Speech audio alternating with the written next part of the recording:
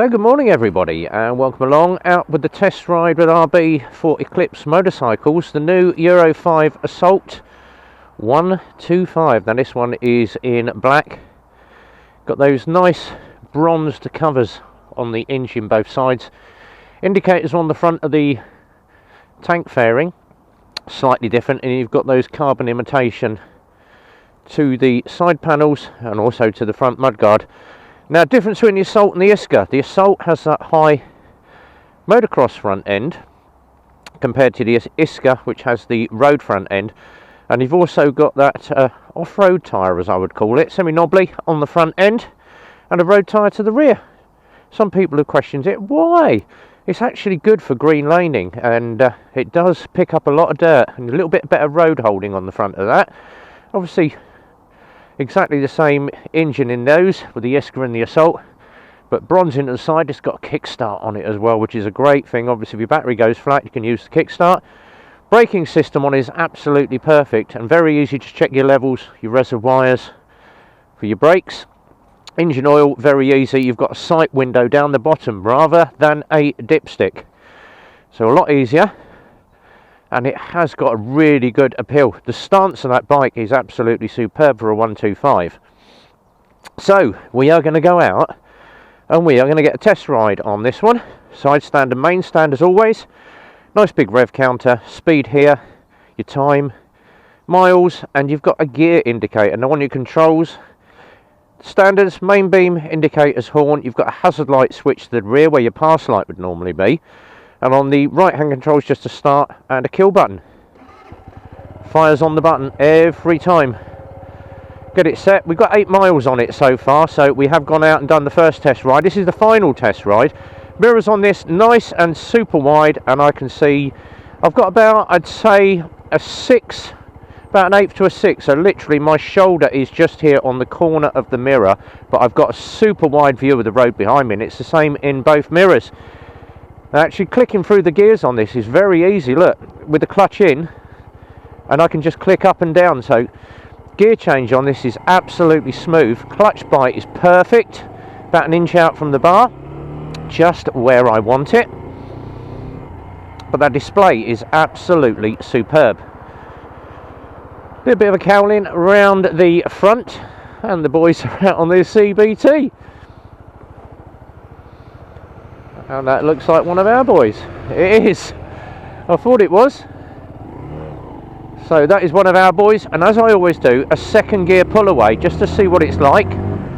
So it does pull away in second gear. Not that I would say use second gear all the time. First is better, just to pull you away, but I just wanted to see what it was like second gear pull away on this 5-speed box. Nice big mileage indicator there telling me how fast I am going. So speed camera, sit at 27. Now when these are run in, they're good for about 55-60 mile an hour. They're pretty darn good, but as I say, with any 125, sit it around about 50 to 55 mile an hour. It's a 125 at the end of the day. You're not going to be breaking speed limits, but just throwing it around on that semi-knobbly on the front does hold the road very, very well. So we've done the boring bit, we've done all the dual carriageway mileage. I'm just going to bang around on some 30 mile an hour speed ride around the town, see what it's like around town, and chat to you about the Lexmotos. Now if you haven't noticed, on the Lexmoto website all the bike prices have jumped by about £200 to £300 on some of the bikes. Simple reason being, containers out of China are getting more expensive, and it's not just for Lexmoto, it's for Honda, Yamaha, Kawasaki, Suzuki. All the big brands are all struggling to get bikes out of China and Japan, and container prices have gone through the roof. Same as oil and petrol has all gone up, so servicing prices have gone up as well, and that is just one of the downfalls of obviously what COVID has done.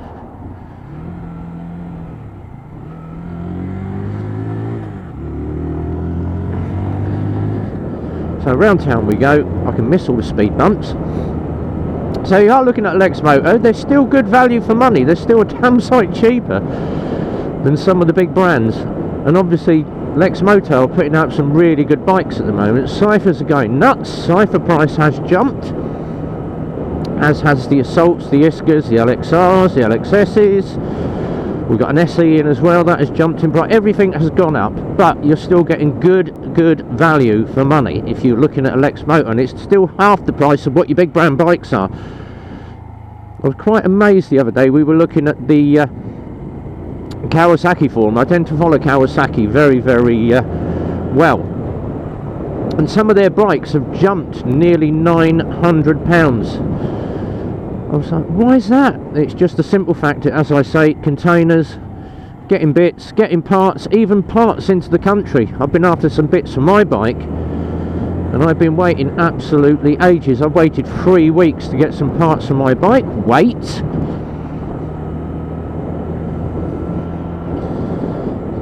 So we're going to have a little bit of a poddle around the town, getting a little bit of good old Bletchley. And the best thing is, I can filter. And for everybody who said, oh, the lorry's parked on the wrong side of the road, no, it is a one-way street. They've changed all the lanes down here, a left and a right lane. Shopping day today. Everybody's going to be queuing for their pension. So it's going to be like a big grey snake in the post office. It's going to smell of Vicks and Ralgex down there. A couple of quick catch-ups as well on the Motovlogs. I'll probably put my foot in that mentioning pension queues, haven't I? As I say, on my blogs, I do follow a lot of bikers. And if you happen to follow me, have a look at the description of all the bikers that I follow. There's some wrong side of the roundabout. I'm being good and going the right side.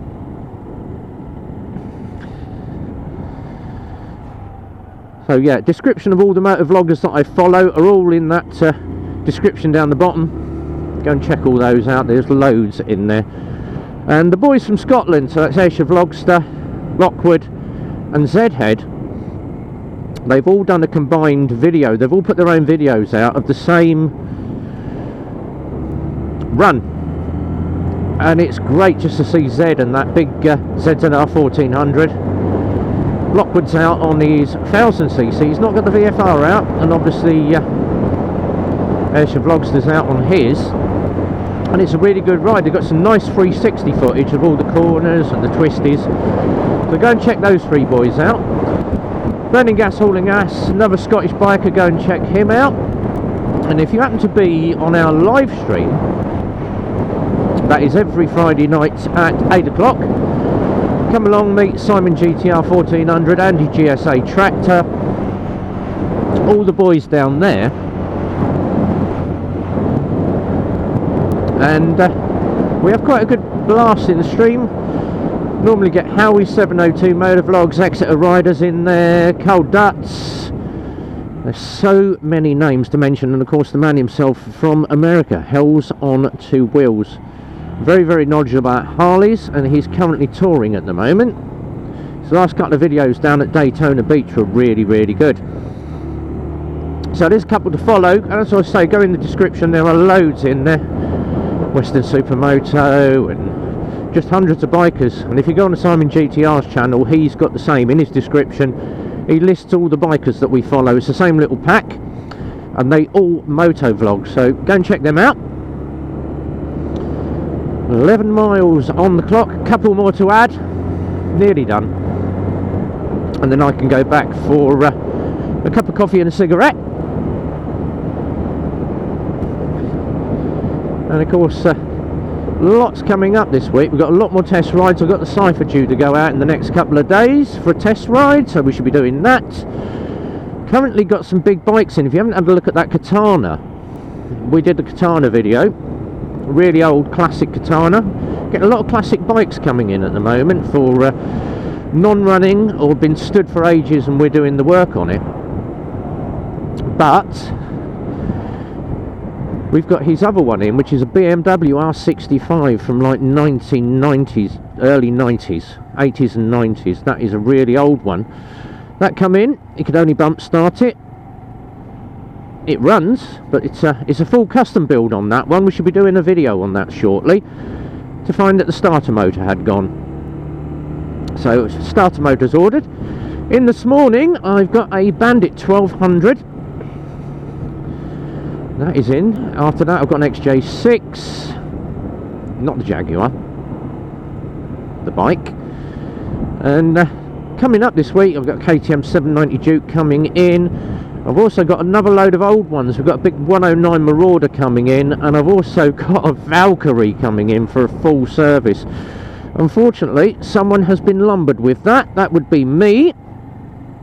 So on the spanners to do a full service on that, and it's basically a gold winning engine, so nice and easy to do on that one. So round the town we go, nearly finished.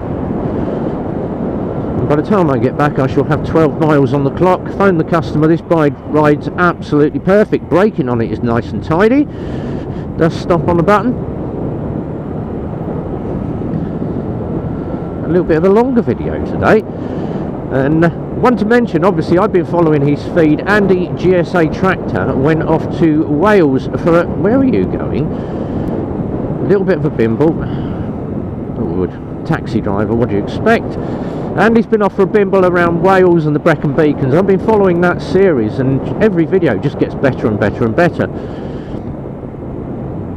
He has done some really good rides, and I picked up on one yesterday. He's going around Brecon Beacons, and who the hell, I think it's for the indication last minute, who the hell puts a manhole cover on the corner as you're going into a typical road engineers? Oh, I need a drain. Oh, where are we going to put it? Right in the corner where the biker's leaning. Thank you very much. Yeah, you get another numpty that doesn't know how to design a road and put a manhole cover on a corner rather than on the straight. So back to the garage we go. Job done. Job's good. Coffee time awaits.